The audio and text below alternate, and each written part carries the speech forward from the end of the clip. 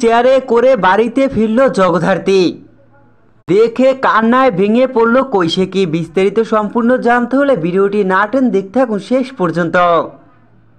Doctor পমিতা বাসুকে আঘাত করে nurse সেজে উৎসবের ভাড়া করা গুন্ডা লোকটি জগদ্ধাত্রীর অপারেশন করে জগদ্ধাত্রীর বড় সর্বনাশ করে দেয়।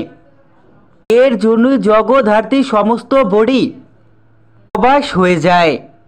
জগদ্ধাত্রী কোনো দিনই হাঁটতে পারবে না, কথা বলতে পারবে না, শুধুমাত্র শুনতে পারবে। শুধু জগদ্ধাত্রীর জীবনটাই বেঁচে আছে। সারা জীবন এভাবেই হুইল চেয়ারে বসে থাকতে হবে জগদ্ধাত্রীকে। উৎসবের ভাড়া করা মহিলা লোকটির ভুল অপারেশনের কারণেই হুইল চেয়ারে কাটাতে হবে জগদ্ধাত্রীকে। এর জন্য দেখা যায় জগদ্ধাত্রীকে হুইল চেয়ারে করে হাসপাতাল থেকে মুখার্জি বাড়ির উদ্দেশ্যে নিয়ে আসা হচ্ছে। আর এ সব দেখি কান্নায় ভেঙে পড়ে কৈশিকী।